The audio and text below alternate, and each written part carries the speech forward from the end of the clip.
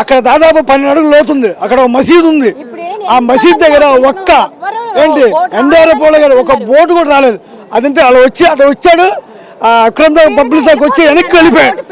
అంటే ఇప్పుడు బోట్లు వచ్చి మీకు అనౌన్స్మెంట్ చేయట్లేదా? బోట్లు వచ్చినాయి, ప్రమాదం ఉన్న వాళ్ళు ఎవరు బయటకు రావట్లేదు.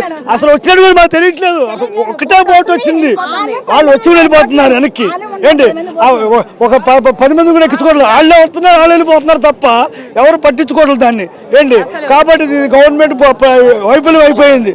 కాబట్టి మీరు ఏదైనా గవర్నమెంట్ కొద్దిగా మా సాయం చేస్తే కనీసం తినడానికి తిండి,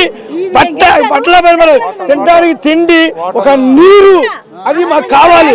మాకు ఏది లేకపోయినా పర్లేదు, ఆగండి. మాకు ఏది ఇచ్చినా మాకు కావాల్సింది మెయిన్ ఒక వాటర్, ఫుడ్, అది ఇస్తే చాలు. ఎలాగైనా బతికిపోతాం మేము. పరిస్థితి ఎలా ఉంది సార్ సింగనగర్లో?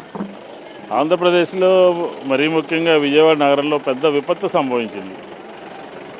విజయవాడ సిటీలోనే 20 మిల్లీమీటర్ల వర్షపాతం నమోదవుతుందని ముందస్తుగా సమాచారం ఉన్నప్పటికీ కూడా, ప్రభుత్వాన్ని హెచ్చరించినప్పటికీ కూడా, వాతావరణ శాఖ తెలియజేసినప్పటికీ కూడా సరైనటువంటి చర్యలు తీసుకోనట్టుగా మనకు కనబడుతోంది. ఎందుకంటే జనరల్గా జగన్మోహన్ రెడ్డి గారి ప్రభుత్వంలో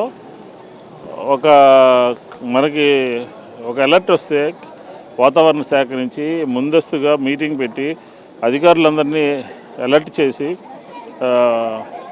కలెక్టర్లందరినీ, లైన్ ఆఫీసర్లందరినీ కూడా మనం ఏ విధంగా వ్యవహరించాలో ఒక డైరెక్షన్ ఇచ్చాము కూడా. 22లో వచ్చిన తుఫాను, 23లో వచ్చిన తుఫాను, వీటన్నిటి.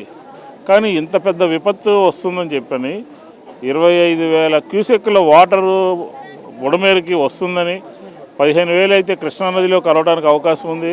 మిగతా 10,000 ఈ సింగనగర్, పాయకాపురం, ఈ చుట్టుపక్కల ప్రాంతాల్లో మునుగుతుందని చెప్పని తెలిసినప్పటికీ కూడా 24 గంటల ముందు అధికార యంత్రాంగం అందరికీ కూడా ఇలా జరుగుతుందని తెలుసు. కానీ నిమ్మకు నీరెత్తినట్టున్నారు. ఎవరు కూడా ముందస్తు సమాచారం ఇచ్చి ముందుగా అందరినీ ఖాళీ చేయండి ఈ ప్రాంతం అంతా అని చెప్పినట్టుంటే తర్వాత ప్రాణ నష్టం జరగకుండా, లేకపోతే ఇబ్బందులు పడకుండా జరిగేది. అలాంటిది ఏమీ లేకుండా ఈరోజు ప్రభుత్వము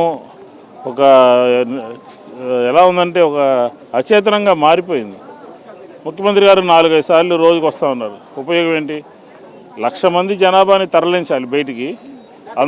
అందరూ కూడా గ్రౌండ్ ఫ్లోర్లో ఉన్న వాళ్ళందరూ కూడా పైకి ఎక్కి పైన ఉన్నారు. మంచినీళ్ళు లేవు, ఆహారం లేదు, మందులు లేవు, కొంతమంది చనిపోయారు. వీళ్ళందరినీ యుద్ధ ప్రాతిపదిక మీద, వార్ ఫుట్ మీద రాష్ట్ర ప్రభుత్వం పనిచేయాలి. ఎక్కడ కూడా పొద్దునుంచి ఇక్కడే ఉన్నాం మేము. ఎక్కడ కూడా ఆ దిశగా అడుగులు వేయట్లేదు. గతంలో జగన్మోహన్ రెడ్డి గారు దీని మీద తగిన చర్యలు తీసుకోలేదు కాబట్టి ఇలాంటి విపత్తు కలిగిందని చెప్పేసి కూడా అంటున్నారు కదండి నిన్న చంద్రబాబు నాయుడు గారు. ఇప్పటిదాకా ప్రతిదీ ప్రభుత్వం వచ్చిన తర్వాత ప్రతిదీ జగన్ గారి మీదే చెప్తున్నారు. ఇప్పుడు ఎక్కువ వర్షపాతం కూడా జగన్ గారు కురిపించారా? చెప్పానండి. ఎక్కువ వర్షపాతం కూడా ఇంత విజయవాడ నగరంలో ఎక్కువ వర్షం కురవండి అని చెప్పి జగన్ గారు చెప్పినట్టు, బుడమేరు పైన 25,000 క్యూసెక్కుల వాటర్ జగన్ గారు చెబితే కురిసినట్టు తప్పించుకునేటటువంటి ప్రయత్నము, ఎదుటి వారి మీద నెపాన్ని నెట్టేటటువంటి ప్రయత్నం జరుగుతుంది. ఇది అవసరమా? హెలికాప్టర్లు రావాలి, ఆహారాన్ని అందించాలి, మందులు ఇవ్వాలి, తరలించాలి, బయటికి తీసుకురావాలి, అంటువ్యాధులు ప్రబలకుండా చూడాలి. ఎంత పని ఉంది? ఎవరైనా ఉన్నారా? 24 అవర్స్ ఒక మంత్రి కానీ, ఒక ఐఏఎస్ ఆఫీసర్ కానీ ఉన్నటువంటి వాళ్ళ పేర్లు చెప్పానండి. మనకి మెసేజ్లు పెడతా ఉన్నారు, స్పెషల్ ఆఫీసర్లు ఉన్నారు, వాళ్ళు ఉన్నారు, వీళ్ళు ఉన్నారని. అది కాదు కదా మనకు కావాల్సింది. పని కావాలి. ఈరోజు మేము అక్కడ నుంచుంటే చాలామంది మాకు ఆహారం అందలేదు, మా వాళ్ళు అక్కడ ఉండిపోయారు, ఆరోగ్యం బాగాలేదు, వాళ్ళకి ఏదైనా చెయ్యాలి అని చెప్పని అడుగుతూ ఉన్నారు. వినేవాళ్ళు ఎవరు?